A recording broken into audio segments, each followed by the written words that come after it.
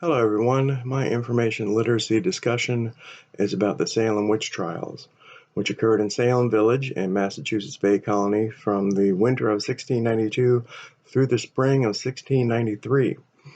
Before the hysteria ended, over 150 persons had been imprisoned, 4 of whom died in prison.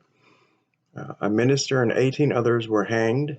1 man was pressed to death, and several leading members of the community fled Massachusetts to avoid accusations of witchcraft.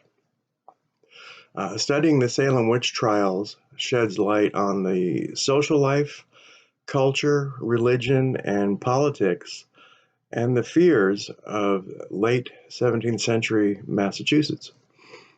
I found 3 primary sources that give understanding of the trials and what could have led to such a hysteria.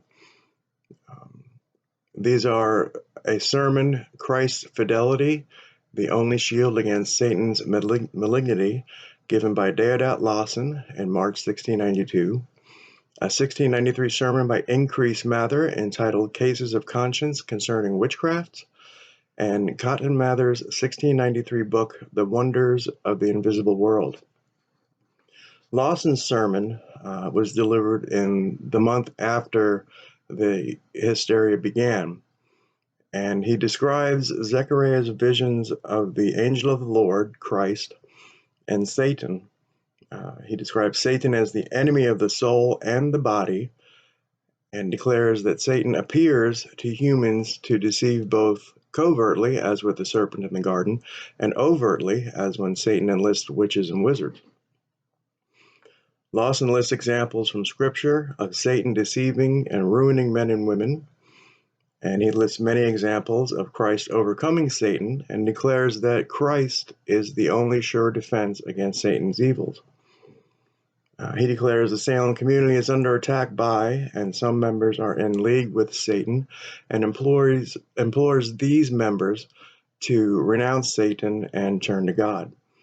Lawson's sermon is a scriptural argument for the existence of witches, a warning against the evils of Satan, and a plea for those under Satan's thrall to turn back to God. Increase Mather's sermon is an argument for the existence of witches and a defense of the trials and of his part in the trials. The sermon discusses the use of spectral evidence. This was evidence where testimony people stated that a specter came to them and either enlisted them to do Satan's bidding, or somebody was afflicted by a specter who bore the image of a community member.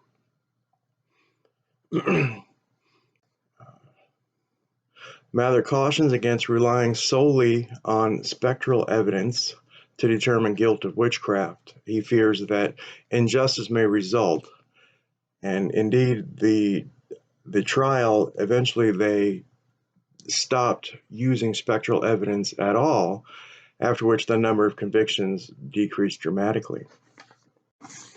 Cotton Mather's book, The Wonders of the Invisible World, was written as the trials were ending. It also defends the trials and Cotton Mather's part in them. It asserts that Salem church and community were afflicted with, quote, demons and witchcrafts, end quote. The book argues for the existence of witches from scriptural evidence and presents a history of the trials using the records of the trials. Mather also posits a connection between witchcraft scares and witch hunts that occurred in Sweden during the 17th century and the Salem crisis. And these 3 primary sources will allow insight into the thinking and fears of the colonists in Massachusetts Bay Colony as the Salem witch crisis took place. Thank you.